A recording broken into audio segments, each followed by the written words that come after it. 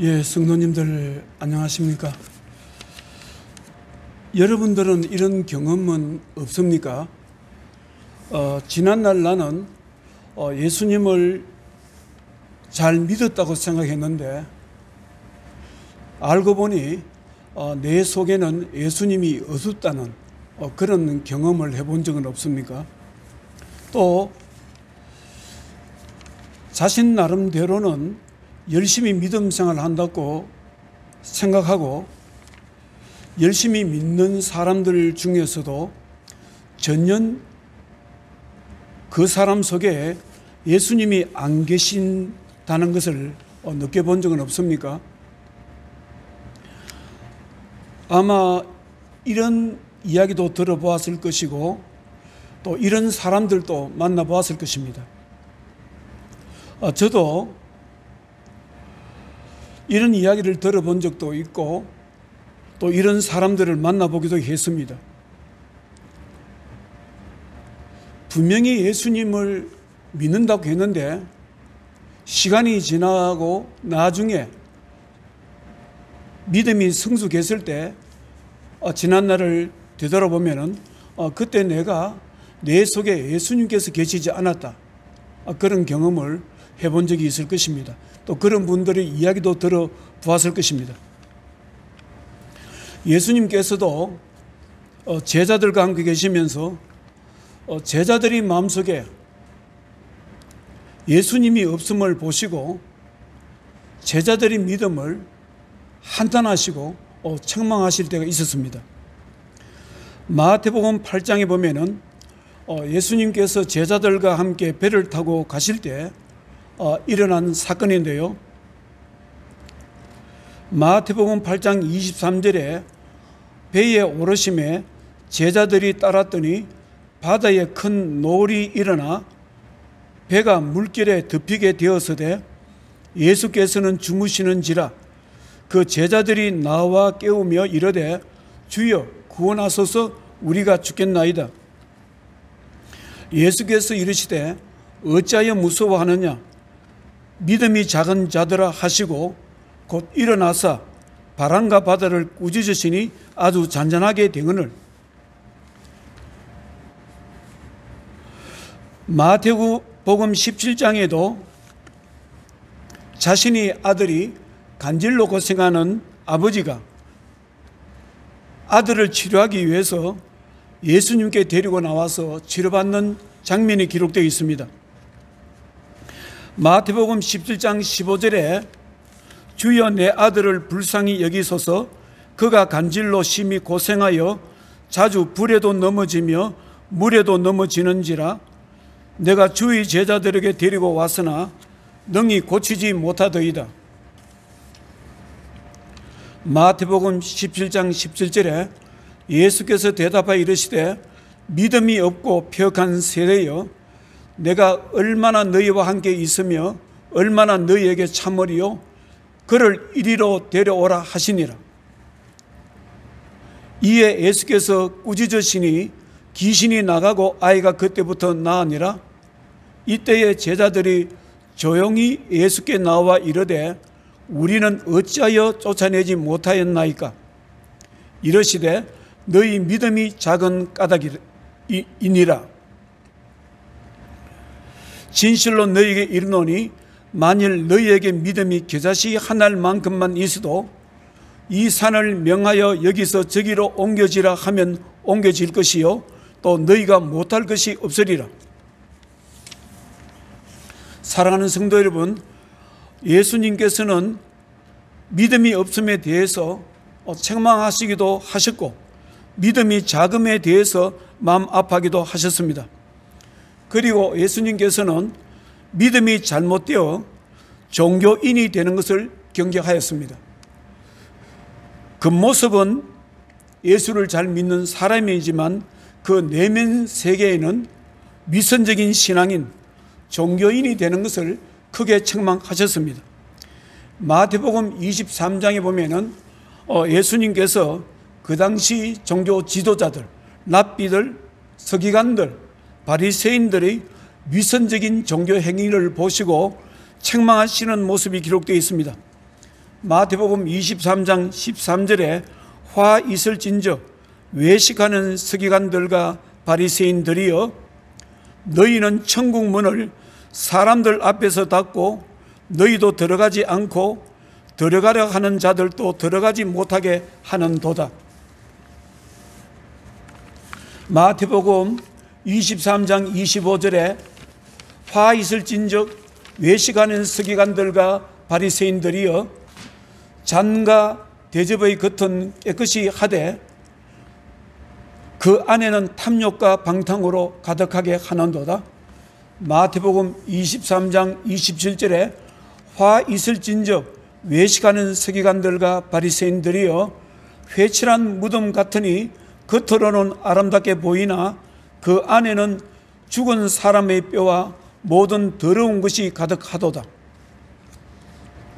사랑하는 성도 여러분, 예수님께서는 진실로 믿음을 가진 사람, 성부 하나님께서 이 땅에 구원자로 보내신 하나님의 아들을 믿는 믿음의 사람들을 만나보기를 원하셨고 그들의 신앙 고백을 듣기를 원하셨습니다.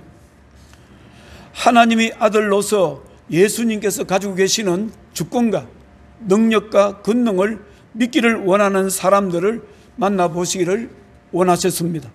오늘 성경 말씀은 예수님께서 로마 군대 장교인 백부장의 믿음을 보시고 크게 기뻐하시는 모습을 볼 수가 있습니다. 그 당시에 백부장에게는 사랑하는 종이 있었는데 그 종이 중풍병에 걸려서 고생하고 있었습니다. 누가복음 2장 7장 2절에 보면은 어떤 백부장의 사랑하는 종이 병들어 죽게 되었더니 예수의 소문을 듣고 유대인의 장로 몇 사람을 예수께 보내어 오셔서 그 종을 구해 주시기를 청한지라. 이에 그들이 예수께 나와 간절히 구하여 이르되 이 일을 하시는 것이 이 사람에게는 합당하니이다. 그가 우리 민족을 사랑하고 또한 우리를 위하여 회당을 지었나이다. 그래서 예수님께서는 백부장의 종의 병을 치료하시기 위해서 백부장의 집으로 가게 되었습니다. 가시는 길에 백부장이 보낸 백부장의 친구들을 만나게 됩니다.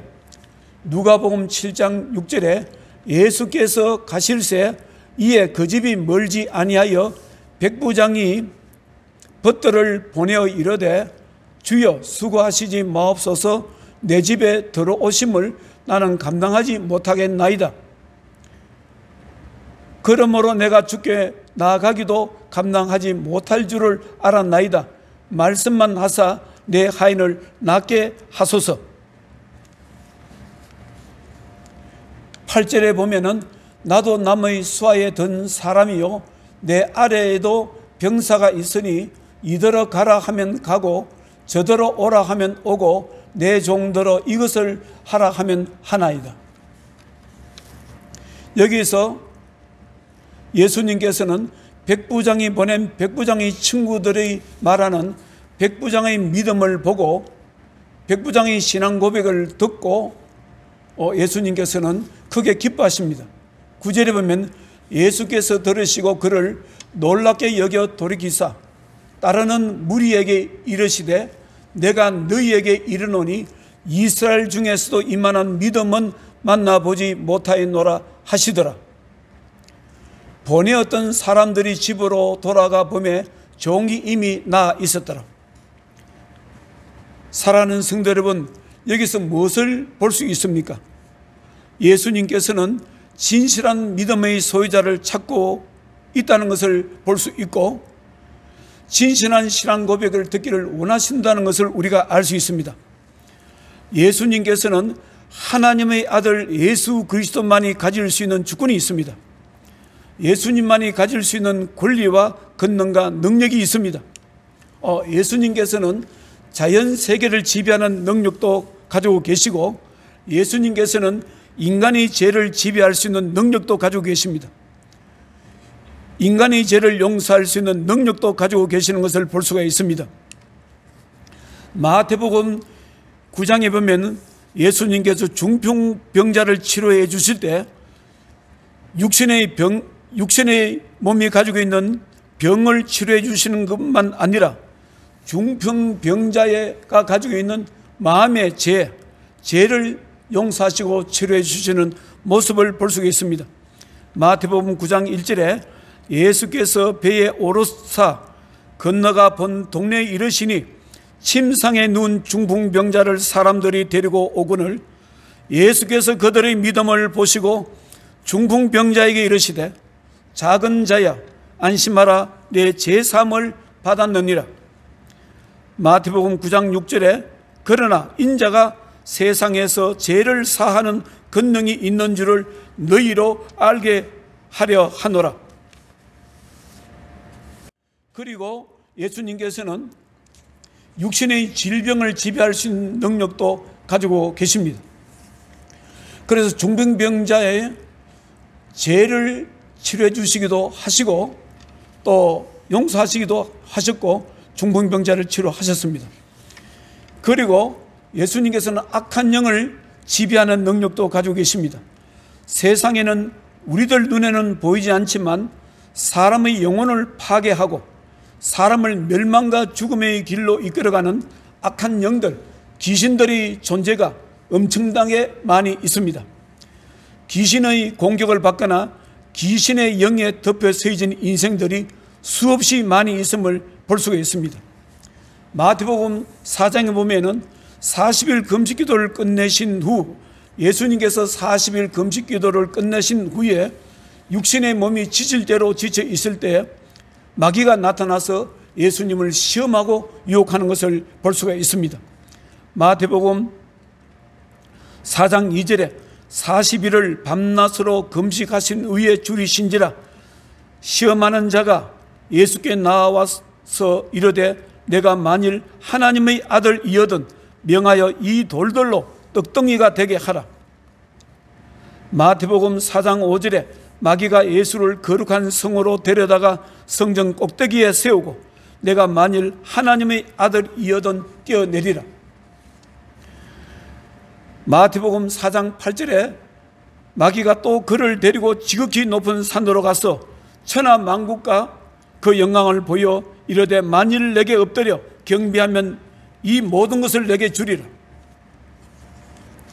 이 세상에는 우리 육신의 눈에는 보이지 않지만 사람들을 유혹하고 시험케 하는 마귀들의 존재가 수도 없이 많이 있고 사람들에게 찾아와서 그들의 삶을 파괴하는 모습을 오늘도 우리 주위에서는 얼마든지 찾아볼 수가 있습니다.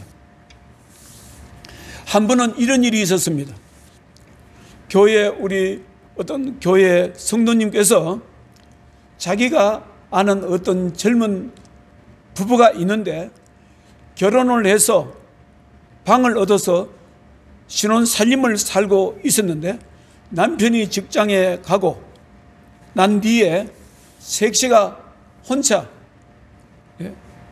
집에 있을 때 귀신이 자기에게 나타나서 괴롭힌다는 것입니다. 어떤 때는 귀신이 보이기도 하고 또 어떤 때는 보이지 않기도 하고 그래서 이 색시가 집을 비워두고 가까이 있는 모텔의 방을 얻어서 지낸다고 했습니다. 그래서 교회 성도님께서 그 집에 가서 좀 신방을 해주지 않겠느냐 해서 신방을 갔습니다. 가서 보니까 젊은 그 부인이 이런 이야기 했습니다. 보인다는 겁니다. 낮에 직접 눈에 보이기도 하고 보이지도 않고 너무나 무서워서 이제 가까이 있는 모텔에 방을 얻어서 있다는 것입니다. 그 가까이에 남편 직장이 있으니까요. 그래서 예배를 드렸습니다. 찬송을 했습니다. 예배를 드렸습니다. 예배를 드리고 난 뒤에 어떻습니까? 그런 어떤 영적 기운이 느껴집니까? 이러니까 그런 영적 기운이 없다는 겁니다. 그 제가 말씀을 했습니다. 계속해서 찬송을 하고 성경 말씀을 크게 읽고 기도하면은 귀신은 절대로 역사하지 못합니다. 그리고 저도 또 여기 가까이 저도 성도님들과 함께 기도를 할 것이고 또 이곳에 또 오겠습니다 했습니다. 아마 그리고 그 귀신의 영이 그 집에 역사하지 않은 것으로 제가 알고 있습니다. 그리고 예수님께서는 사람이 세상에서 가장 무서워하는 죽음을 지배하는 능력도 가지고 계십니다. 요한복음 11장 25절에 예수께서 이르시되 나는 부활이요 생명이니 나를 믿는 자는 죽어도 살겠고 무릇 살아서 나를 믿는 자는 영원히 죽지 아니하리니 이것을 내가 믿느냐. 사랑하는 성도 여러분, 예수님께서는 오늘도 믿음의 사람들을 만나보시기를 원하십니다. 믿음의 사람들이 말하는 진실한 신앙 고백을 듣기를 원하십니다. 예수 그리스도께서 이 땅에 구원자로 오신 또 예수님께서 가지고 계시는 주권과 권능을 시인하고 인정하는 사람을 찾기를 원하십니다. 로마서 10장 9절에 내가 만일 내 입으로 예수를 주라 시인하며 또 하나님께서 그를 죽은 자 가운데서 살리신 것을 내 마음에 믿으면 구원을 받으리라. 로마서 10장 10절에 사람이 마음으로 믿어 의에 이르고 입으로 시인하여 구원에 이르니라. 마태복음 10장 32절에도 보면 누구든지 사람 앞에서 나를 시인하면 나도 하늘에 계신 내 아버지 앞에서 그를 시인할 것이요. 마태복음 10장 33절에 누구든지 사람 앞에서 나를 부인하면 나도 하늘에 계신 내 아버지 앞에서 그를 부인하리라. 사도 요한도 요한일서 4장에서 보면은 예수 그리스도를 성부 하나님께서 이 땅에 보내신 하나님의 아들이심을 시인하여야 한다고 말씀하고 있습니다. 요한일서 4장 14절에 아버지가 아들을 세상의 구주로 보내신 것을 우리가 보았고 또 정언하노니 누구든지 예수를 하나님의 아들이라 시인하면 하나님이 그의 안에 거하시고 그도 하나님 안에 거하느니라. 사랑하는 성도 여러분, 여러분들은 성부 하나님께서 이 땅에 보내주신 하나님의 아들이신 예수님을 믿고 인정하고 신하는 것을 어떻게 생각하십니까? 예수님을 자신이 믿어야 하고 경배하여야 하고 예배를 드려야 할 구원자이심을 마음으로 믿고 입술로 시인하는 것을 어떻게 생각하십니까? 저는 개인적으로 예수님을 믿으면서 예수님을 저 자신이 믿어야 하고 예배 드려야 할 신앙의 대상이며 신앙의 목적임을 고백하기를 아주 좋아하는 편입니다. 하나님, 저는 당신을 구원자로 믿습니다. 성부 하나님께서 이 땅에 구원자로 보내주신 메시아로 믿습니다. 하나님의 아들이심을 믿습니다. 메시아라는 것을 믿습니다. 그리고 또 하나님께서 크신 은혜를 베풀어 주시면은 저는 신앙 고백을 사람 앞에 할 때가 있습니다. 한 번은 이런 일이 있었습니다. 아마 오래된 20몇 년 전 이야기입니다. 제가 저희 교회에 왔을 때 어떤 분이 권사님인데 며느님이 결혼했는데 아기를 가지지 못한다는 것입니다. 그래서 기도를 해달라고 했습니다. 그래서 저는 그 권사님 며느님을 위해서 기도를 했습니다. 열심히로 했습니다. 새벽 기도 때마다 늘 예배 때마다 기도하였고 또 개인적으로 기도했습니다. 기도하는 가운데 어떤 일이 있었냐면 이런 일이 있었습니다. 하나님, 자식을 주셔서 감사합니다. 이런 기도가 하게 되었습니다. 새벽 기도 때. 그리고 또 그 다음날 새벽 기도를 하다 보면은 또 기도하다가 보면은 하나님, 자식을 주셔서 감사합니다. 이런 기도가 되었습니다. 그런데 그분을 보면은 아직까지 잉태하지 않았습니다. 저는 그런데 기도하다 보면은 하나님 자식을 주셔서 감사드립니다. 이런 기도가 나왔습니다. 그리고 조금 시간이 지났습니다. 그런데 보니까 아기를 가졌습니다. 그리고 이분의 아기가 태어날 때까지 기도해야 되겠다 생각하고 작정을 하고 계속 기도를 했습니다. 기도를 해 나가는데 이런 기도가 또 기도가 바뀝니다. 하나님 아들을 주셔서 감사합니다. 그랬습니다. 또 그런 기도가 계속되는 것입니다. 그럼 나는 이상하다고 생각했습니다. 그러나 그냥 성령의 인도하심으로 그냥 기도되는 대로 기도를 했습니다. 하나님 아들을 주심을 감사드립니다. 이런 기도가 되는 것입니다. 그러고 난 뒤에 임신 8개월이 되었습니다. 그래서 제가 아무래도 이분을 불러서 무슨 이야기를 해줘야 되겠다 싶었습니다. 8개월 되었을 때 물었습니다. 아기가 잉태하였는데 아들인지 딸인지 아십니까? 물으니까 아들인지 딸인지 저희들은 모릅니다. 그냥 아들이면 아들대로 좋고 딸이면 딸일대로 좋다 했습니다. 그때 제가 그분에게 이야기했습니다. 하나님께서 집사님 네 분에게 아들을 주셨습니다. 주셨다고 하십니다. 잘 키우세요. 이렇게 했습니다. 제가 왜 그렇게 했을까요?